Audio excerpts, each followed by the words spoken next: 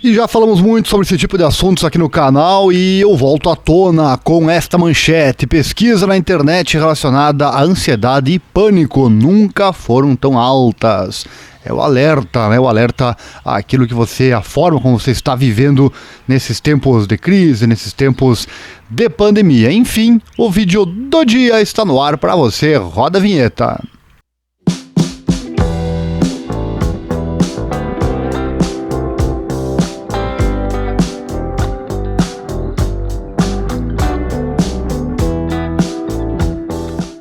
No último mês de agosto, o interesse dos brasileiros em procurar no Google termos relacionados à ansiedade foi quase 5 vezes maior do que o contabilizado no mesmo mês em 2014. O pico histórico da curiosidade em relação ao tema foi em abril deste ano, ou seja, nunca quisemos saber tanto sobre ansiedade e seus desdobramentos. O aumento foi detectado em um relatório produzido pela empresa de análise de dados Bytes. O mesmo estudo apontou que a disposição em saber mais sobre remédios específicos para o transtorno de ansiedade chegou a crescer 10 vezes em 17 anos.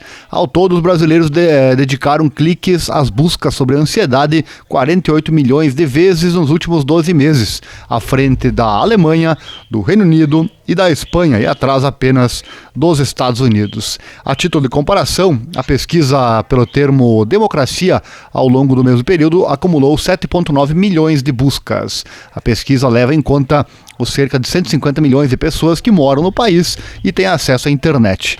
Pelas mãos desse público, a vontade de procurar páginas que oferecem informações sobre ataques de pânico é quase 5 vezes maior do que as aferidas em janeiro de 2004. Bacana isso, poder contar a quantidade de pessoas que pesquisam este ou aquele conteúdo, né?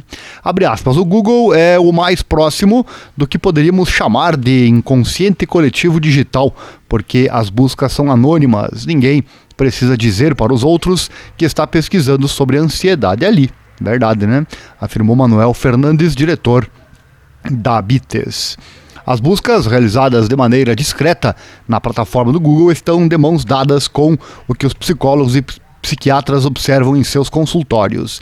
Os especialistas perceberam um crescimento nos sentimentos de angústia, temores diversos, relatos de tristeza, melancolia, cansaço, entre outros, sobretudo nos últimos meses com a clausura e tantas outras complicações de ordem financeira, afetiva e emocional impostas pela Covid-19.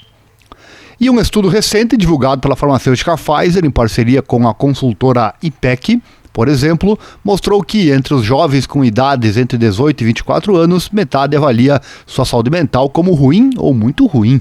No mesmo grupo, somente 4% classificaram o bem-estar mental como algo muito bom. Olha só, hein? A análise lança luz sobre o atual período, afetado pela pandemia do coronavírus.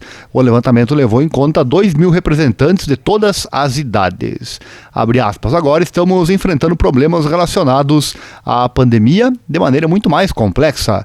A primeira questão é encontrar formas de conviver com o vírus e entender que alguns aspectos da vida não são ou não vão voltar a ser como eram antes da Covid. Além disso, outras questões que não são relacionadas ao coronavírus também ganharam maior atenção, como os riscos do aquecimento global, fecha aspas, diz a Ilana Pinsky, psicóloga clínica, autora do livro Saúde Emocional, Como Não Pirar em Tempos Instáveis, e também consultora da Organização Mundial da Saúde, a OMS. O aumento de buscas na internet é um tema complexo e que não se resume simplesmente ao crescimento da angústia na sociedade em geral. Há por trás desse fenômeno também o avanço da categorização formal do que significam certos sofrimentos. Se antes alguns quadros eram considerados somente uma angústia, hoje essa queixa pode ganhar um rótulo relacionado a um transtorno específico, a exemplo da síndrome do pânico.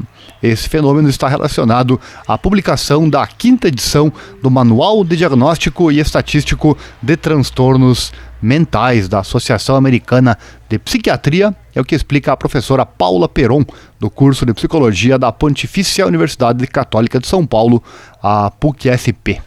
O guia, publicado em 2013, trouxe um aumento importante no número de diagnósticos disponíveis para consulta.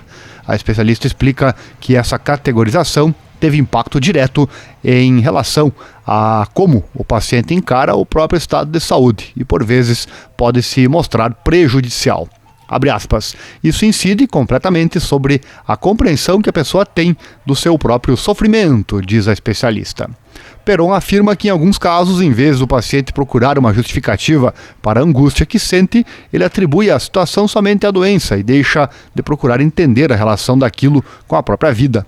Nesse cenário, faz-se ainda mais necessária a busca por especialistas que possam oferecer apoio e tratamento em momentos nos quais o paciente nota um aumento na tensão, na tristeza, na agonia ou na ansiedade.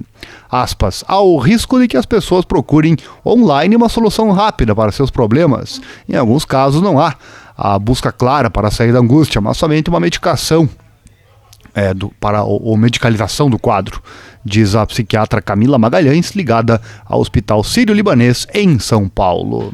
E para finalizar, a psicanalista Márcia Tolotti afirma que, embora exista um maior conhecimento da gravidade dos transtornos de ordem psicológica, ainda é comum o comportamento de pacientes que querem resolver sofrimentos mentais sérios com seus próprios recursos, sozinhos, sem busca de ajuda médica.